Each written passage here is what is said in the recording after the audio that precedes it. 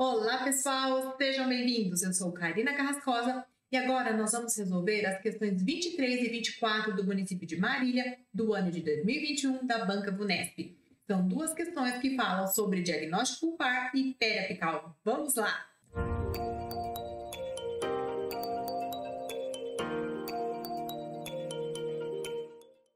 Pessoal, o que dizia a questão? Paciente de 32 anos, gênero feminino, melanoderma, queixa-se de dor no dente 44, a qual é exacerbada diante de estímulos frios e é ligeiramente aliviada pelo calor. Relata que a dor é combatida com êxito pelos analgésicos gerais. No exame clínico, observa-se cárie extensa no dente auge.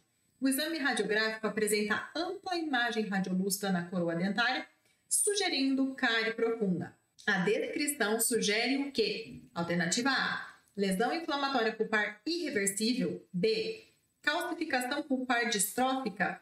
C, necrose pulpar. D, lesão inflamatória reversível pulpar com nítida congestão vascular. Ou E, hiperalgesia da dentina, polpa ilesa. Pessoal, aproveita este momento, você que me acompanha, deixa o seu like, se inscreve no canal para não perder nada aqui dos nossos vídeos. E vamos para resolver essa questão. Pessoal, essa questão falava predominantemente de alterações inflamatórias da polpa. Então, vamos fazer aqui um resuminho daquilo que é mais importante para concurso público. Então, primeiro, a gente pode ter um quadro de pulpite reversível. O que é isso? É quando a gente tem aquela dor provocada, moderada, ela cessa após o estímulo e ela cessa com o analgésico. É aquele paciente que chega e fala para você: eu estou com dor no dente quando eu tomo água gelada, quando eu como um doce. Aí você pergunta para ele: e essa dor, ela continua depois que você toma água? Ela continua depois que você come o doce ou ela para? Ele fala: não, ela para. Ou ele fala: eu tenho que tomar um analgésico. Aí você pergunta: ela para com o analgésico? Sim, a dor some com o analgésico. Geralmente é o quadro que você vai lá, remove a cárie, faz uma restauração e você resolve o quadro. Se esse quadro de pulpite reversível não for tratado, ele pode evoluir para um quadro de pulpite irreversível. No quadro de pulpite irreversível, ele é muito característico, é aquela dor espontânea, aguda, intensa, pulsátil. Ela não para após a remoção do estímulo e geralmente não cede com o uso de analgésico. É aquele paciente que chega e fala assim: doutora, eu estou há 3 noites sem dormir, eu tenho vontade de bater a cabeça na parede. Já tiveram esse tipo de paciente, né? Tomei analgésico, eu tomei um paracetamol, depois de 2 horas eu tomei ibuprofeno, eu tomei uma dipirona e não passa. Então, quando o paciente chega te relatando isso, você já lembra que é uma pulpite irreversível, tá? E aí a gente já tem que partir para o tratamento endodôntico. Pessoal, uma outra alteração inflamatória da polpa que a gente pode ter são as situações de necrose.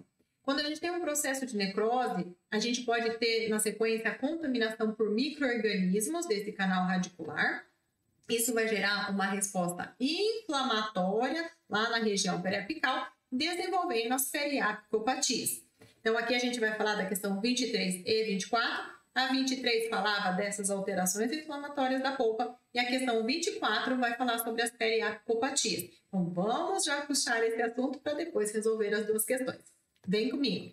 Quando a gente tem um processo de necrose, a gente pode ter o desenvolvimento de uma periodontite apical sintomática e de uma periodontite apical assintomática. Na periodontite apical assintomática, a gente pode ter o desenvolvimento de um granuloma ou de um cisto. Lembrando que para que ocorra o desenvolvimento do cisto, a gente precisa, além da necrose, ter a presença de restos epiteliais de malacês ali no ligamento periodontal. Muito bem. No caso de uma periodontite apical sintomática, a gente tem os casos de celulite e de abscesso.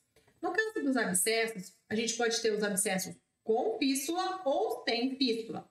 Os abscessos sem fístula, a gente pode dividir em 3 momentos. Seria o abscesso em fase inicial, em evolução ou abscesso evoluído. Vamos fazer um resumo desses 3. No caso do abscesso em fase inicial, a gente tem uma dor intensa, ela é localizada e ela é pulsátil. É aquela sensação de dente crescido, o paciente relata isso pra gente. Não tem a ocorrência de edema, porque a coleção purulenta ainda está confinada ali no espaço periodontal. Num segundo momento, numa fase 2, a gente tem um abscesso em evolução. Aí a dor ela vai ser mais intensa do que na primeira fase. A gente já tem um quadro de edema instalado e aí esse abscesso está numa região subperiosteal. Numa fase 3, esse abscesso vai evoluindo e a gente chama de abscesso evoluído. A dor vai ser muito mais intensa, tem a presença de edema, geralmente maior do que da fase anterior, podemos já ter um ponto de flutuação e aí a gente está numa região supraperiosteal. E uma informação importante que a gente não pode esquecer é que se esse abscesso não conseguir, não der conta de fazer uma drenagem, seja pela pele ou para dentro da cavidade oral, essa coleção purulenta ela vai se espalhar pelas faces do tecido mole. E aí, esse processo a gente chama de celulite. As duas formas de celulite mais comuns que a gente tem associada a infecções dentárias são angina de Ludwig e trombose do seio cavernoso. A gente não vai abordar esses dois assuntos agora, porque não são assuntos da questão, mas a Banca Vunesp gosta muito de perguntar sobre angina de Ludwig e trombose do seio cavernoso. E aí a questão traz pra gente algumas nomenclaturas que a gente tem que saber o que significa para poder escolher a alternativa correta. Uma situação que ela traz pra gente é a tal da linfocelulite. E aí a gente encontra na literatura que a gente pode ter uma linfocelulite circunscrita ou difusa. No caso da linfocelulite difusa, seria o flegmão ou o osteoflegmão. Então vamos lá resolver primeiro a questão 23, depois eu te apresento a questão 24. O que a questão 23 falava pra gente? Que tinha uma dor exacerbada frente a frio e com leve alívio pelo calor, e essa dor era combatida com êxito pelos analgésicos gerais. Um ponto que a gente tem que abordar aqui, antes de resolver a questão, é em relação à alternativa B, que fala sobre calcificação pulpar distópica, que nada mais é do que a deposição de tecido duro dentro do canal radicular, seja por estímulo físico, químico ou biológico, e isso vai levar a uma obliteração parcial ou total do conduto, ok? Então, não tem nada a ver com o enunciado da questão, a gente pode eliminar a alternativa B. Alternativa C, pessoal, fala pra gente de necrose pulpar. A maioria dos casos de necrose, a gente não tem dor, né, que são associados a granuloma, cisto, abscesso com fístula. A gente pode sim apresentar dor no caso dos abscessos sem fístula. Mas a questão não traz nada disso pra gente, então a gente pode eliminar a alternativa C. Vamos para a alternativa E?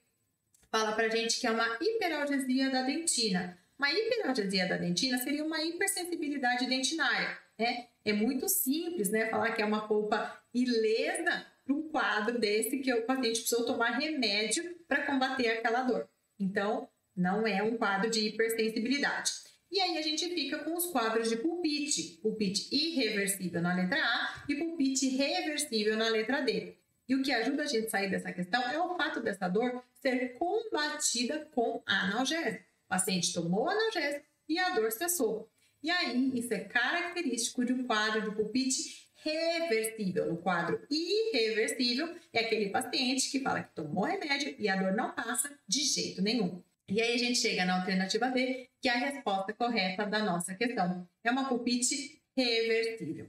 Vamos agora para a questão 24, que dizia assim: o abscesso dento-alveolar agudo constitui um processo supurativo entre o dente e o alvéolo. Quando o pus externa-se para a via transóssea e infiltra-se pelos interstícios do osso sem que este participe efetivamente do processo, chama-se... Bom, pessoal, aqui ele traz uma série de nomenclaturas que muitas vezes não é comum no nosso dia a dia, ou mesmo para quem estuda isso, né? Então, ao meu modo de ver, se a gente conseguisse traçar assim uma sequência de evolução, e se alguém tiver uma outra maneira de enxergar isso, coloca aqui nos comentários para que a gente possa discutir esse assunto. Eu penso da seguinte maneira: primeiro, a gente tem o desenvolvimento de um abscesso, aquele abscesso na fase inicial. Daí a gente vai para um abscesso subperiosteal, na sequência, para um abscesso supraperiosteal. Depois a gente pode ter, se o processo continuar evoluindo, uma linfocelulite, né, uma celulite circunscrita. Depois a gente passa para uma celulite difusa, que é um sinônimo para osteoflegmão.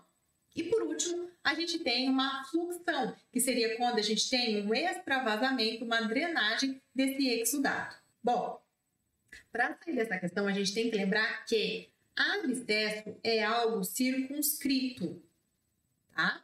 Então, aqui fala que o pus ele externa-se por via transóssea e infiltra-se pelos interstícios do osso. Então, aí não pode ser nem o abscesso subperiósteo ou supraperiósteo, porque abscesso é algo circunscrito. Então, tira os abscessos daí.